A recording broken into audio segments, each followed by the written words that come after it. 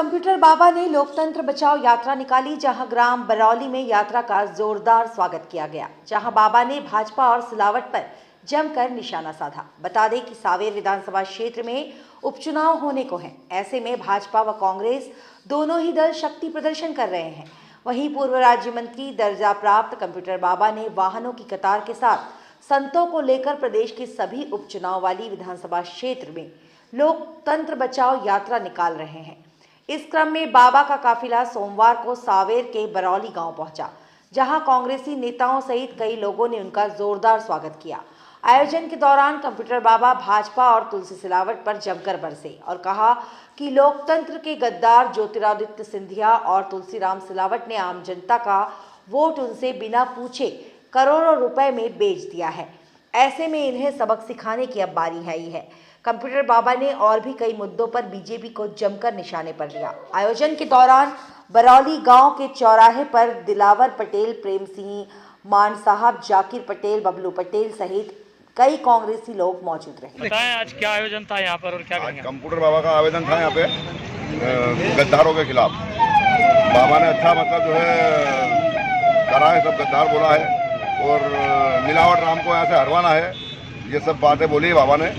और बाबा की जय हो। किस तरह से स्वागत किया गया और कौन कौन मौजूद था आज कार्यक्रम में आपके? गांव के कार्यकर्ता बबलू पटेल थे, जाकिर पटेल थे, अंतर सिंह पहलवान थे, माठ साहब थे, यानी बहुत सारे, कमल, प्रेम सिंह माठ साहब, कमल, लक्ष्मी नारायण। क्या कहेंगे आप? संत समाज आपके गाँव में आया था और कांग्रेस के लिए वोट मांग रहे हैं, क्या कहेंगे? कौन जीतेगा? किस तरह से क्या रहेगा आगे? गुड्डू भैया जीतेंगे यहाँ से, प्रेमचंद गुड्डू। आपका नाम? दिलावर पटेल। कौन सा गांव? बारोली। बारोली। बताएं आज काफ़ी संख्या में युवा मौजूद थे, कंप्यूटर बाबा आए हैं आपके गांव में, क्या कहेंगे? कंप्यूटर बाबा हमारे गांव में आए, बहुत मान सम्मान मिला हम लोगों को जो कंप्यूटर बाबा यहाँ आए। क्या कहेंगे, क्या कहा कंप्यूटर बाबा ने और किस तरह का कोई बदलाव आएगा? कंप्यूटर बाबा आएगा, कंप्यूटर बाबा आए, बहुत सारा बदलाव आएगा।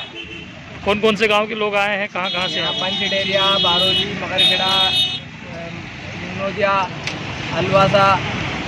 उपचुनाव आने को है, क्या करेंगे युवा? आप कहें, क्या कहेंगे? युवा बदलाव लाएंगे, प्रेमचंद गुड्डू को भारी से भारी मतों से विजय बनाएंगे यहाँ से। आपका परिचय? अंजुम पटेल। बताएं। जैसा कि आपको विदित है, लोकतंत्र के इन 25 गद्दारों ने पूरे प्रदेश की बहुमत वाली सरकार को गिराया, युवाओं के स्वाभिमान को ललकारा है।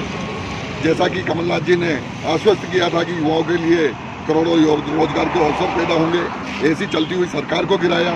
ऐसी सरकार को गिराया जिसने सदैव किसानों का हित सोचा, गरीबों का हित सोचा, प्रसूति महिलाओं के लिए क्या कहते हैं राशि बढ़ाई, कन्या विवाह योजना में राशि बढ़ाई।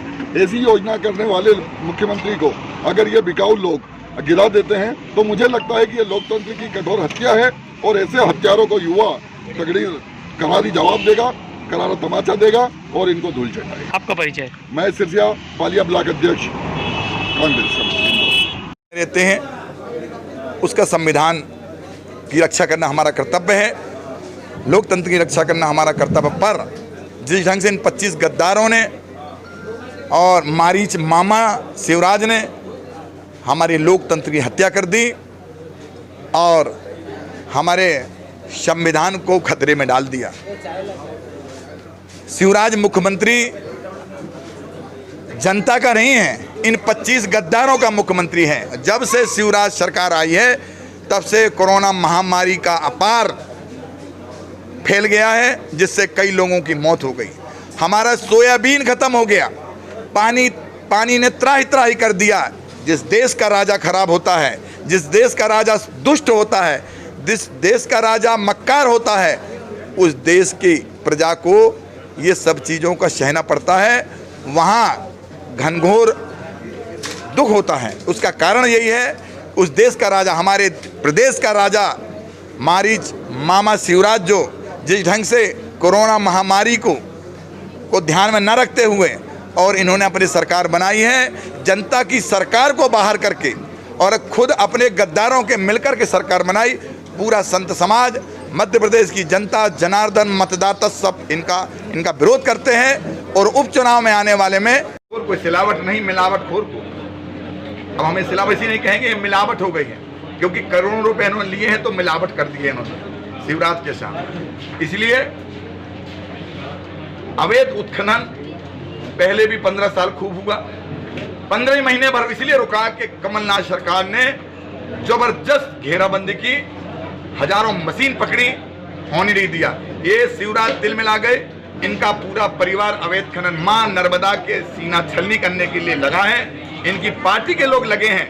हम संत समाज बड़े दुखी हैं। मां नर्मदा इन्हें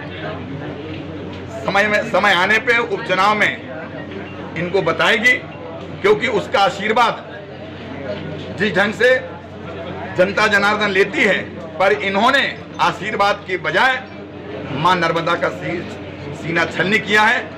इसलिए इनको आने वाले समय में हार का ही सामना देखना पड़ेगा। लगातार खबरों के लिए बेल आइकन दबाइए। हमारे साथ जुड़े रहने के लिए खबरगति न्यूज़ को सब्सक्राइब कीजिए। You can also follow us on Facebook. You can also follow us on Twitter, and you can also follow us on Instagram.